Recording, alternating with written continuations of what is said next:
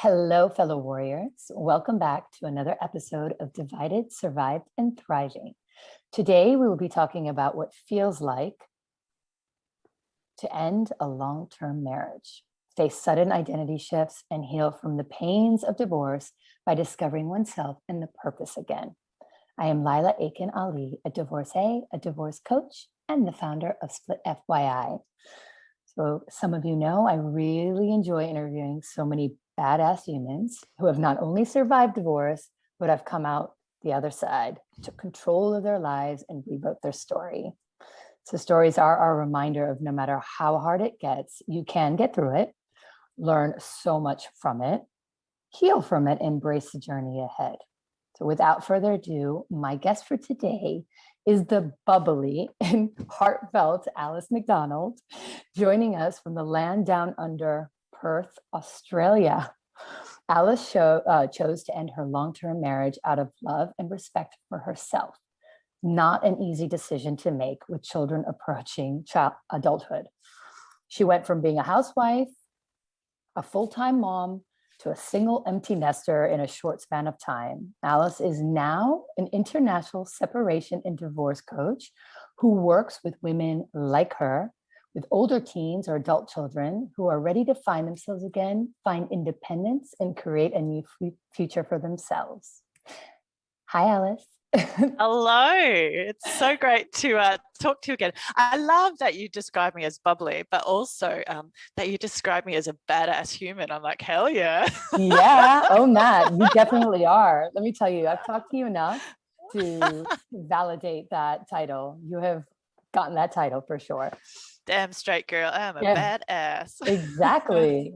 I first of all, thank you for waking up super early and taking the time to chat with me and my audience. I think your story is one that is very relatable to many, and I think needs to be heard. There's many women who are in your position right now that are still contemplating leaving a long-term marriage. There's a lot that goes into that choice. So first, I think it would be really good for the audience to really understand, like, what were your beliefs around marriage? When you got into marriage, I mean, we all get into marriage, as we spoke about, like, never thinking it's going to end. But there's, a lot of strong beliefs about whether you do stick it out and keep the marriage going through thick and thin, through whatever, or, if you're not happy, you leave. So there's different ideas around it. Yeah, so I'm definitely one of the people who thought that, it's funny looking back on it now, to be honest, but I definitely thought that marriage was something that you're in for life. And you fully expect that there will be ups and downs, and there will be times where things are really rubbish. But and rubbish for both of you, right? Like, but that you will get through it. There'll be times when things are going to be really difficult, whether it be things to do with the kids or just life's ups and downs. And you fully expect, if you're going to be in it for the long run, that there are going to be periods where it is not going to be fun and you are not going to like each other.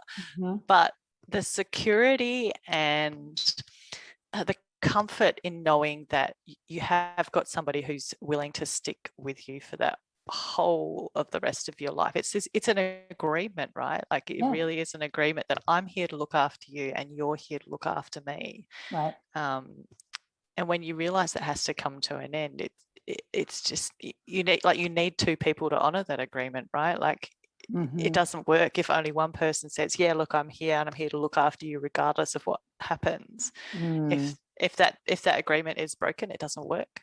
Right.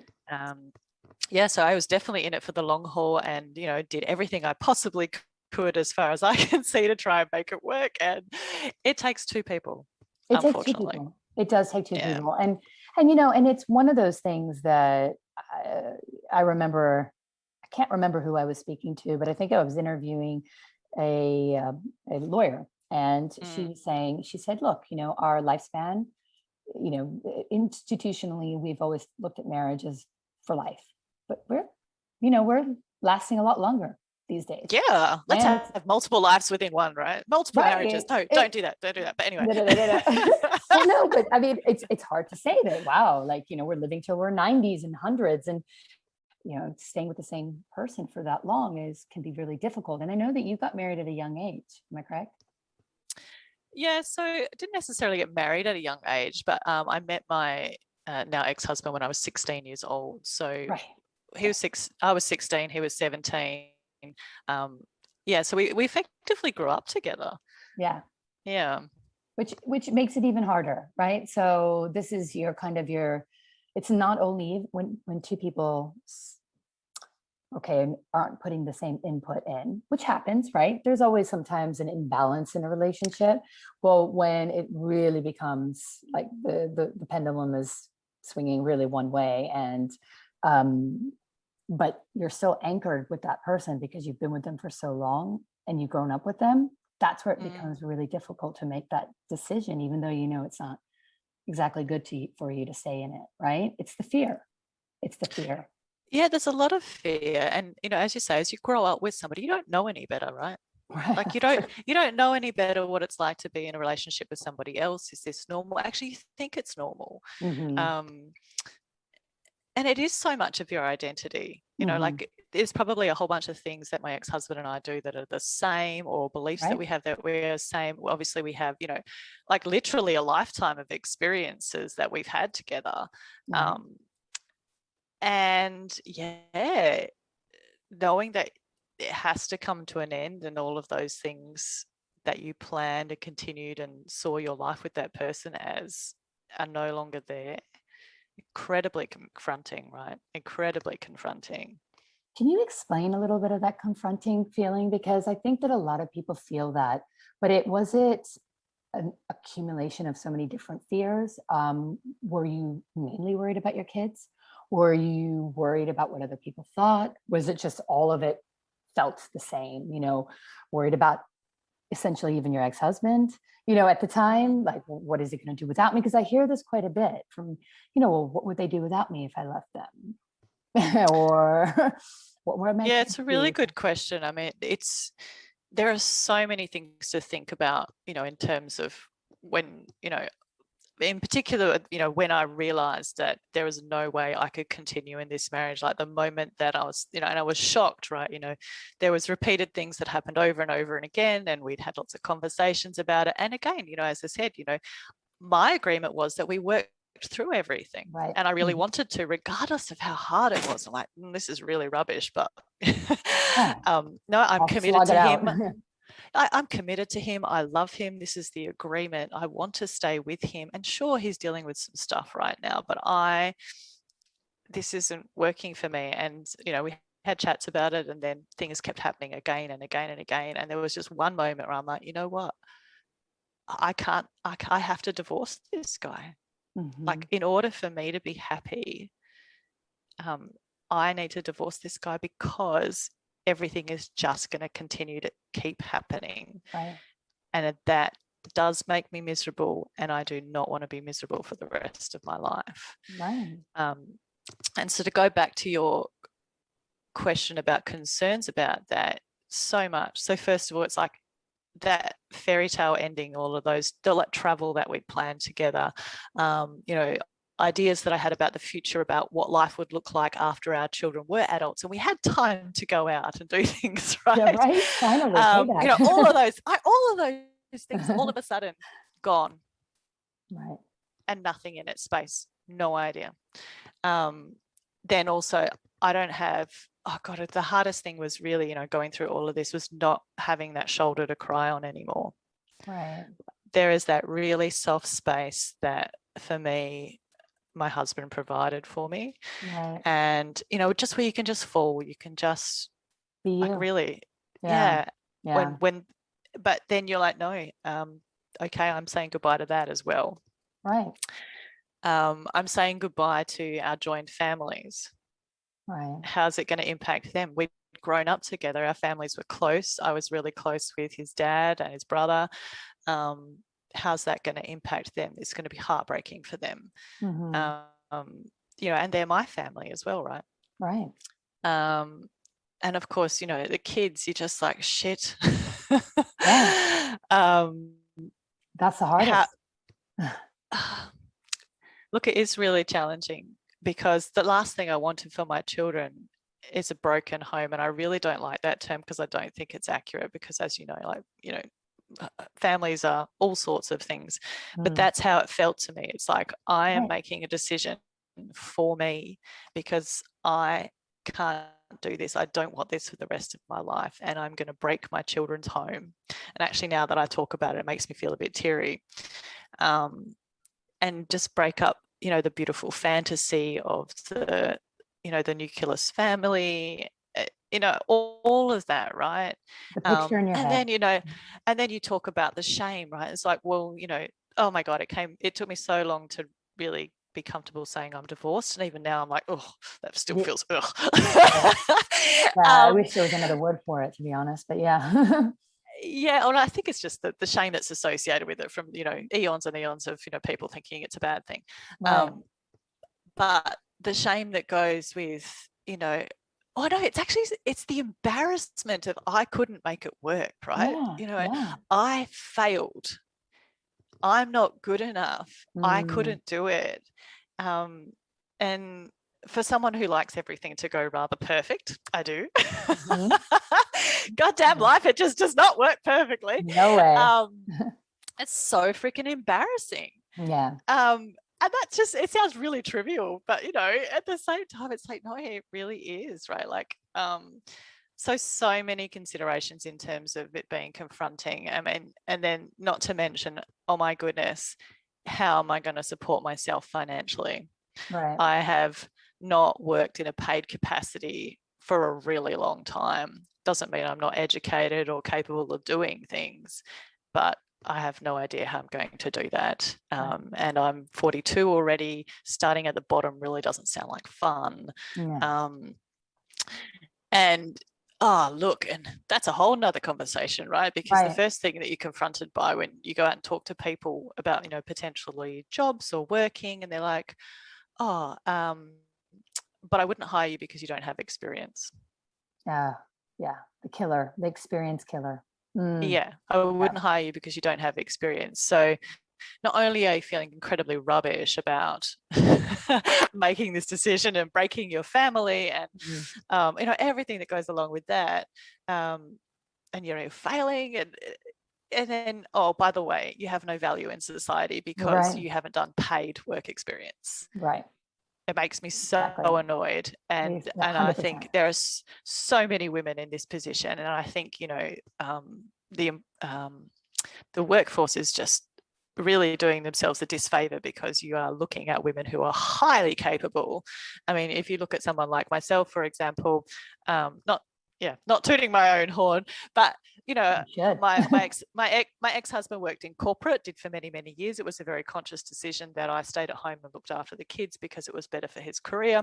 And I managed everything around the background of whatever we did in our home life, which included managing investment properties, doing things around the kids' stuff, Mhm. all of those sorts of things, right? So it's not that I'm incapable of doing things because I was a quote unquote stay at home mum. You know, I Right. didn't sit around watching Oprah and Dr. Phil all day. And there's nothing wrong with that. Don't get me. I do love a good dose of Oprah and Dr. Phil. God, don't we all? Don't we all?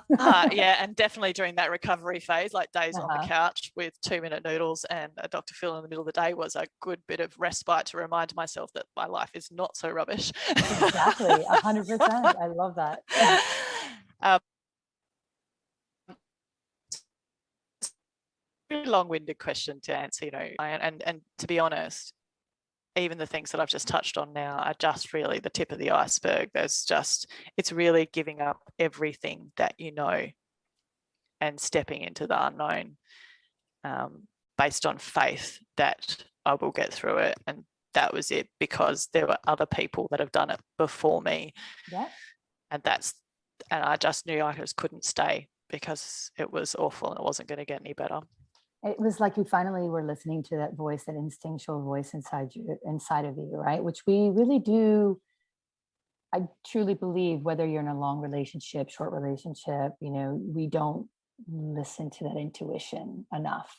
or we choose not to because of the circumstances. Your families were intertwined. You've been with him since you were 16. You've got kids. You're looking at the external. You're looking at all those things. They're factoring in your decisions instead of what's your gut's telling you is probably telling you for years, I'm assuming.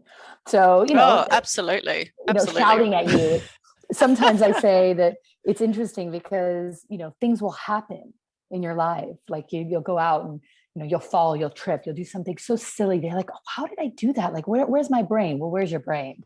Your brain, something is trying to tell you that you need to shift something out of your life and start listening to yourself. It's trying to stop you. It's trying to make you, really think for yourself and do what's good for you. Because actually, ultimately, although a lot of people come to me and I hear these stories often, I feel really selfish. I feel guilty. I feel selfish. I feel guilty. And they're labeling it constantly in their mind about this churning of, I feel guilty. I feel selfish because I chose me.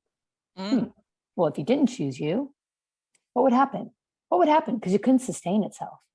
And remember that it just couldn't, that unhappiness, you could get sick. You could cause so many other things that your kids wouldn't have you 100%. Ultimately. Yeah, for sure. I can totally relate to that feeling selfish. Like my decision was about me and it took everything that I had to go, I need like this. As I said, I ended my marriage out of love and self-respect.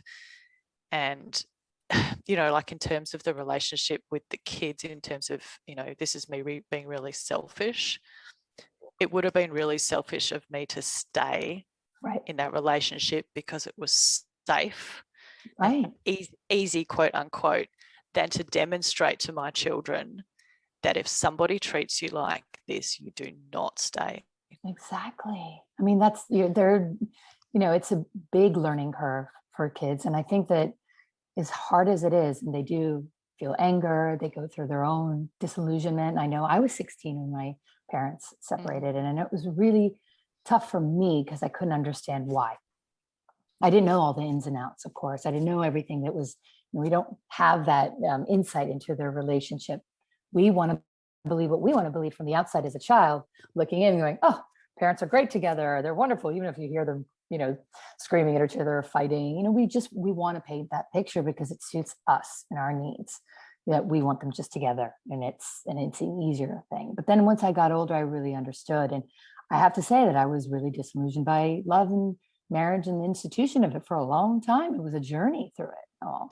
But I'm not blaming them for that, but it was, it really highlighted that actually don't stay in something that doesn't work. Really don't. And I get why it didn't work afterwards when I got a little bit older. So it happens, but you can't covet your kids from that.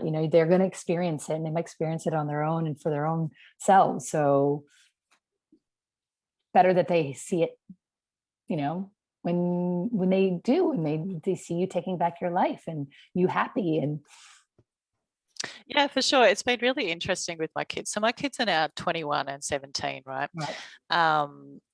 And my daughter was recently sharing with me in one of those car trips that you have. It's the time where the teenagers open up, right? I love those. And she was saying that her friends were asking her, are you disappointed that your mum and dad got divorced? And she said to me, she says, no, I'm not. She says, I have never seen my mum so happy. I don't think I've seen her laugh so much. I didn't really feel like I knew who my mum was. It's now like she's come alive. And that makes me feel really happy. That's amazing. Yeah, that she's able to stand back and go, wow, like I never knew who my mum was outside of the marriage and outside of being my mum. The nucleus. And she very, very often will send me messages talking about how inspiring I am. It's usually, dotted with a lot of curse words as well, but, that's how she chats. I adore her. She's so funny. I love it. Yeah. I love it.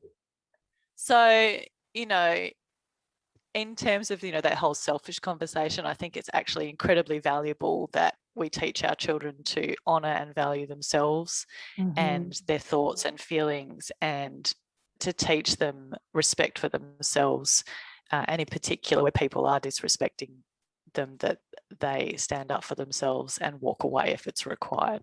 100%.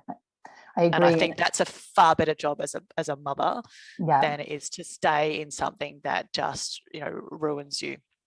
It does. And to be fair, we also have to teach them that you don't do things for other people. You really do. I mean, for anybody, it's whether it's a family, whether it's friends, whether it's other, you've got to listen to your instincts, to your gut, to you and what you want and what makes you happy. And it's not about being selfish. There's a big stark difference on that. It's living your life the way that you need to live your life, especially when it comes to relationships. Really. Yeah, look at it, and I'm definitely not in the camp where like do whatever you want because it feels good, but I think you honor your relationships with integrity, regardless of whether they be your marital relationships or friend relationships. You have open conversations with people about what works and what doesn't work, and I think that's really important. But when you've had all of those conversations talking about, this is what works for me, how can we compromise on that, or you have conversations and then people repeatedly disrespect you, then you're like, well, I've had all the conversations I can possibly have in order to, I'm not feeling respected here. I'm going to walk away from that. And I think that's really important. Those are the boundaries. And boundaries. And it's not, as I said, it's not a very much, I'm going to do what I want to do because that's what makes me happy. It's we're operating in a society here. We have relationships, we operate in integrity, but if it's not working and it's not mutual respect, then it's not going to work. And then that's fine to walk away, I think. Exactly. Yeah, I like what you just said. So explain, this would be really helpful. So once you did decide to leave. I just wandered around in shock for ages before I had to do something about it. I bet. It's like, what is it? The deer without headlights, in headlights. It's like kind of like, what is going on? So how long did it take you to like pull it together? What did you do? What was your go-to lawyer, friends, family? Who was the outlet for you? And who was the best outlet for you? So do you mean in terms of the team of people I built around me? Mm-hmm. Yeah, look, I read a lot of stuff online, which was really helpful in terms of, what you should do in these situations. And, one of these, obviously you need a lawyer, a financial advisor as well. And obviously friends and family are really helpful.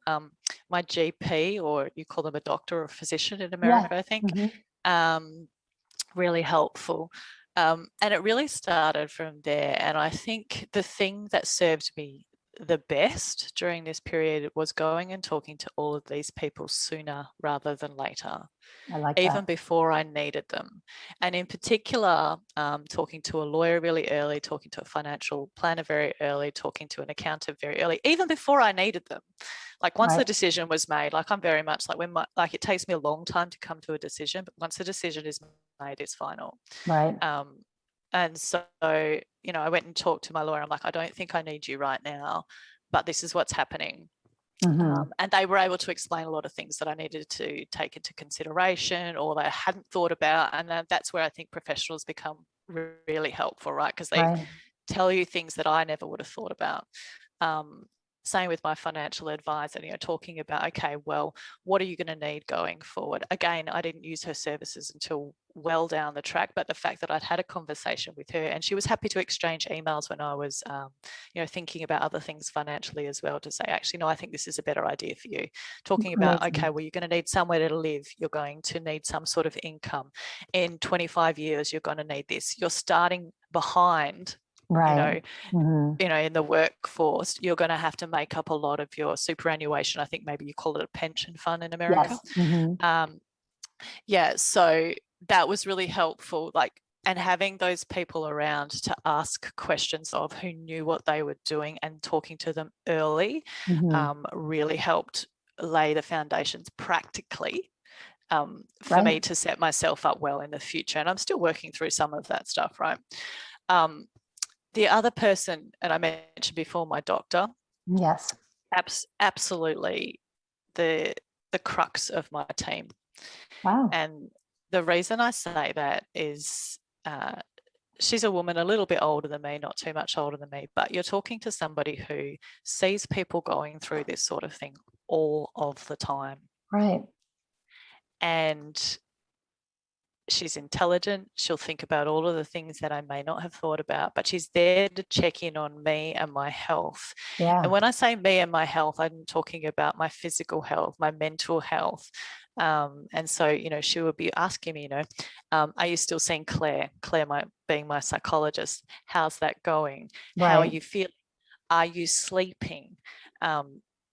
And just having that someone to bounce off of throughout the time. And I, you know, I obviously still see her. She's my GP or my doctor.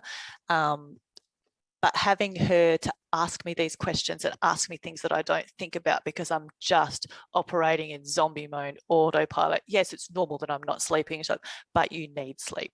Right. So here's what we can do about it. You know, so asking those sorts of questions to look after my mental and physical well-being as best I possibly could. Well, to be honest with you, that's one of the most important things. And I think people underestimate that because we have normalized the fact, well, we're going through divorce, so it's normal. It's normal we lost a lot of weight. It's normal we've gained a lot of weight. It's normal we don't sleep. It's normal we're stressed out. I mean, my stomach loaded out like this. I looked almost pregnant again because I was so stressed out. And, you know, I was manifesting all the stressors inside of my body. And it was everywhere. Absolutely. Pains on your body. You overlook them. Oh, I'm not sleeping right. That's why I must have slept wrong. No. Your body's talking to you. And to have that, and I actually never thought of it that way, of how important it is. And a lot of people don't feel like they could talk to their GP or doctor, as you know, either one, because they feel like it's, unless you have a medical reason to go to them, why go to them? But actually you do have a medical reason. This is a medical reason. It's looking after your physical and mental health. Completely. And without that, very hard to make really hard decisions. I actually want to touch on something you just said there, you know, about people not having a doctor that they feel comfortable with. And I'm going to talk about, can you hear me? Real good. Yeah, I actually want to talk about working with people that you do feel comfortable with. And so in terms of my team, every single person on my team, every professional that I hire to work with, they are all people that I'd be really happy to sit down and have a cup of coffee with. So the thing to think about, this is definitely one of the things that I thought about, especially when I came to working with a lawyer.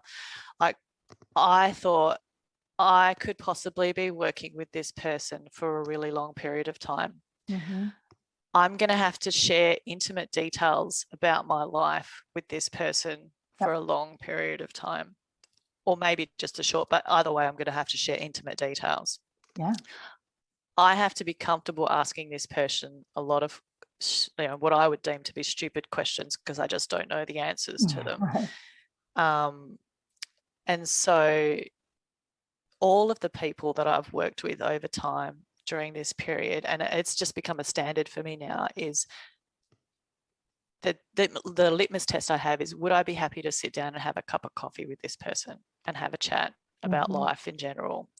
I mean, it's not dissimilar to me having this conversation with you today. You know, when we first chatted, like, I want to be talking to people who I'm quite happy to sit down and have a cup of coffee with, you know, and arguably I could go, you know what, Layla, let's go for a glass of wine. We're on the other side of the world, but, you know, I'd be quite happy to do that. Thank God for Zoom. We could totally do it. I mean, it'd be a bit weird timings, but, you know. Yeah, that's right. Whether one of us drinks coffee or champagne depends on the time zone that we're in, right? Exactly. But this is one of the things I think is really important. So you not only have to build yourself a team to support you, and that's what I did, but it's also really important that you build a team that you're comfortable working with. You know, it's really interesting you're saying that, because I remember when I went through a divorce, I was really young. I was the first out of my peers to get divorced. So I really didn't have anybody or any resources to go to say, who do I use? Who do I use as a lawyer?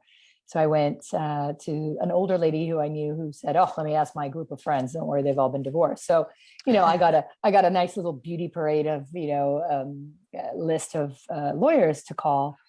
And I went with not the most renowned or the most, you know, well-known family lawyer, by all means, quite opposite. I went with a woman who said, you know, she heard my situation. She's like, let's meet for a coffee. That's what she said to me. She said, you know what, don't do anything. You my situation was particular. She's like, let's just meet at the cafe. Didn't even charge me for it, which I thought I was like, I heard they charge by the second every, you breathe, you breathe, they charge. And what is going on? And, and at the end, I just felt so, protected.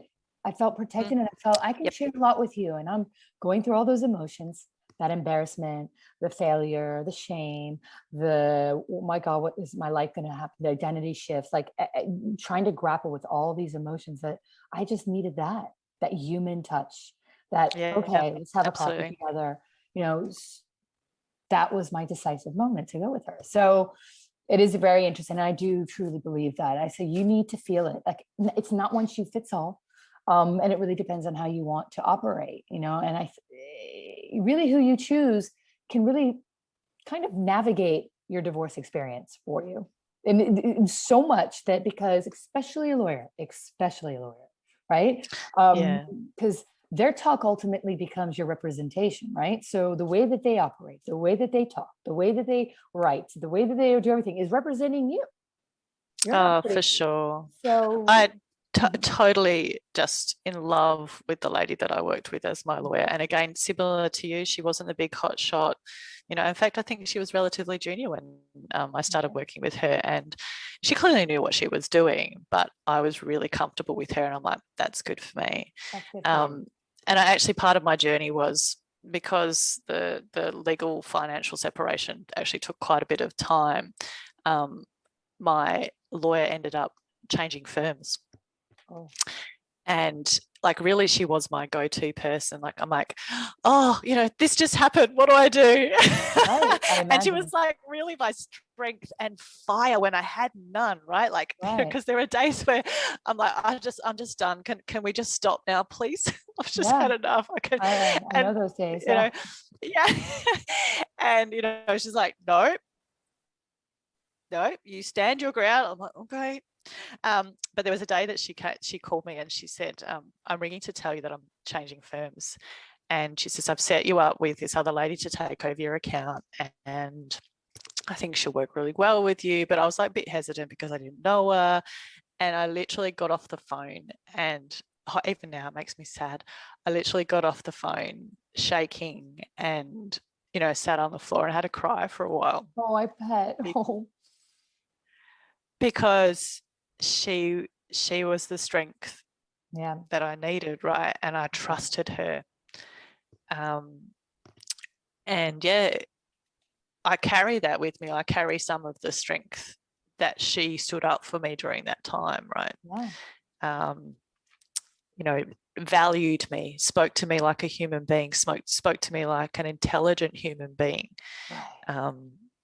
which was just beautiful, right? And she has been an instrumental part of my journey, even though she ended up having to stop being my lawyer because of the change of firms, but just a truly beautiful human being. And I like to remind her that so much of the work that she did is the reason that I'm standing on my feet today and have this beautiful future ahead of me, because without her I wouldn't be where I am. But it was a huge moment the day she told me that she wasn't working for me anymore. And I can imagine it was like, and it's a bit like the Band-Aid also being ripped off a bit, because, that sometimes you need, and I always say that, I go, every wound needs a little bit of a Band-Aid for a while, until it gets better. Sure. and it's okay, and that's completely okay to be reliant on somebody or something for that purpose until you can get back on your ground. There's no rush. This is not a sprint.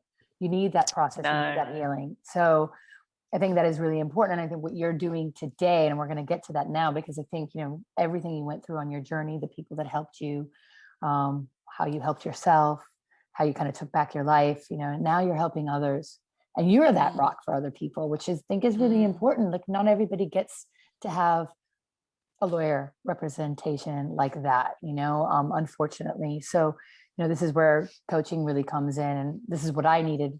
I wish I had when I was going through my divorce. And I think this is why you do what you're doing, because it is instrumental to have that person that you could just go, okay, please, I can't do this any longer. No, you've got it. Like, the encouragement, the cheerleader, the thinking, the person who's like, it's okay. just a reminder, because you don't think anything is okay. Trust me. I know, right? So no, this feels really wrong and I don't know what I'm doing. I'm saying that there's nothing okay about this experience. But there is so much, you really learn a lot about yourself in the process, but it allows you. Oh my God, yeah. It reminds you, they remind you that, oh yeah, I got this. Okay. Yeah, I'm getting this. I'm getting through it. So talk to me a little bit, or talk to us about, what you're doing now. I had mentioned before that you're helping others who are in similar situations that you were in. Mm. Yes, I really love what I do. I think, look, it took me a little bit of dealing with that shame that we talked about before to step into this space. So just to track back a little bit. So one of the things that I did do when it was all sort of going on for me was I set out a bit of a plan for myself, and I knew there were going to be days where I wasn't going to be up to getting things done, or I didn't have the energy to. So I set out a 12-month plan, and I talked to a friend of mine who I paid to meet me once a month just to go over the goals and see how I was going to make sure that it kept me on track, because I knew I wasn't necessarily going to do it for myself. Amazing. And then when I felt like I'd recovered enough, I actually hired myself a life coach to go, okay, great. I'm steady now. I need someone to help me get back on my feet and look forward. Right. And I've used a life coach a couple of times during this period. It's just amazing to do exactly what you're saying. Is you rock up and you're like, oh God, this just happened, and you just need somebody to ground you and ask a few questions about it, and take you out of the whirlwind that is. That is the reframing. Oh shit, there's so much stuff happening. Yeah, and it's a game of reframing, all the time, that we are not capable of doing when we're overwhelmed, and that's human nature. It's just human nature. It's very easy. It's a lot easier for someone else to be objective and look at it and say, well, why don't we look at it this way? Why don't we approach it this way?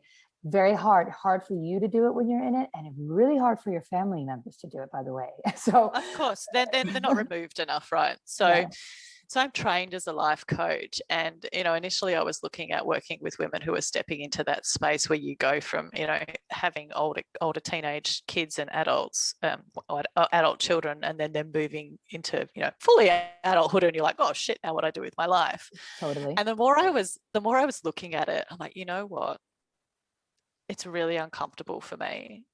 Because it's been one of the hardest experiences of my life. But doing that at the same time as ending my marriage was a huge double whammy of I don't know who I am and what my purpose is in life, or what my life is going to look like. And it was really, really, really hard.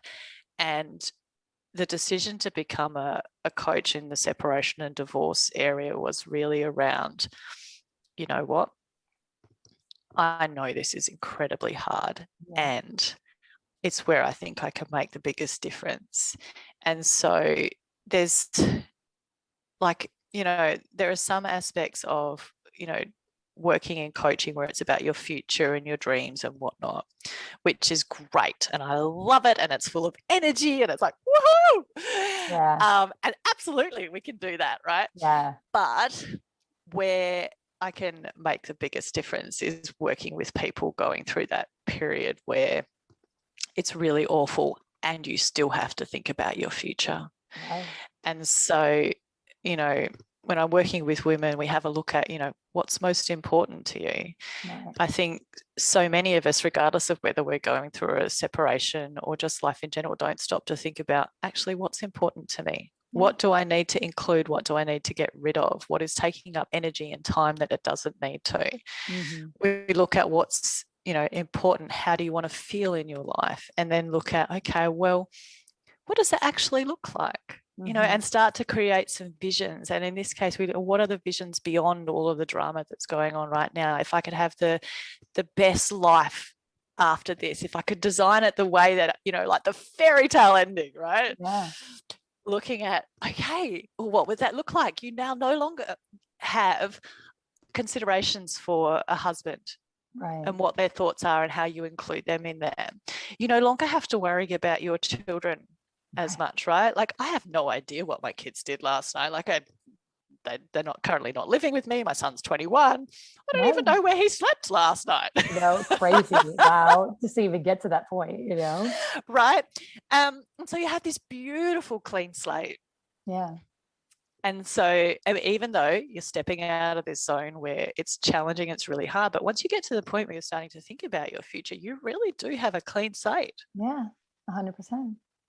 And so you get to have a look at, well, what is that vision? What do I want it to look like?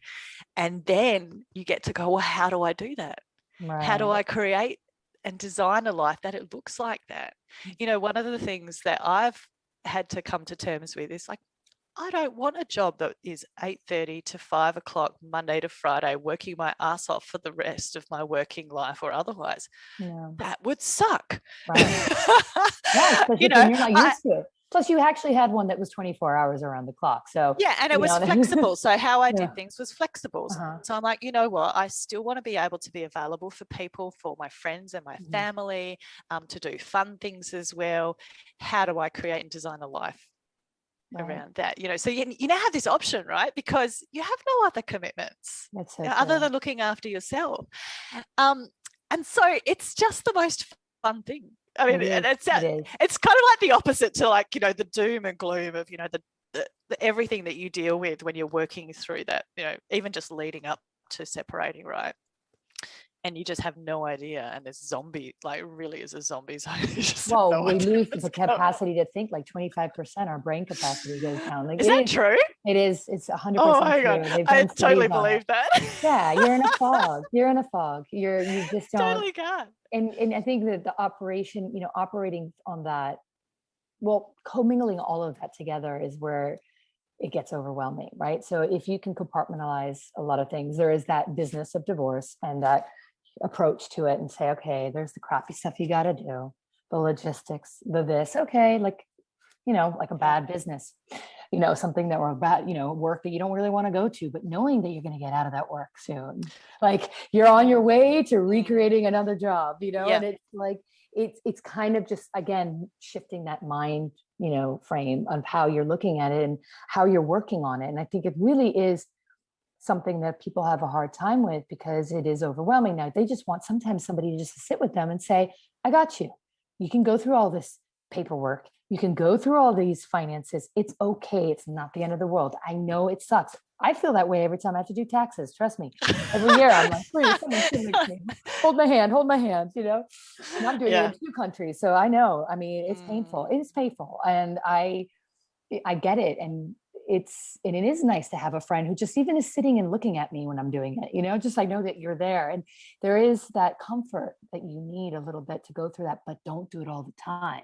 Like, I surely would not be working 24 hours around the clock on my taxes. Hell no.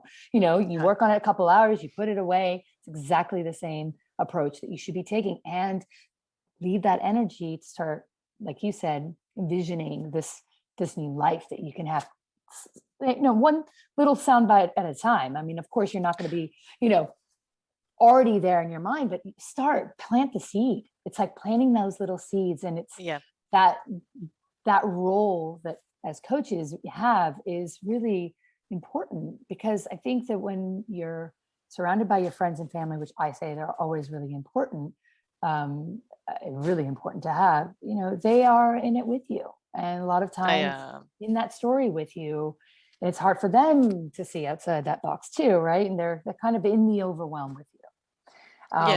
Which is also comforting, by the way, because you do want a bit of that camaraderie when you're in that feeling, but you can't stay in there.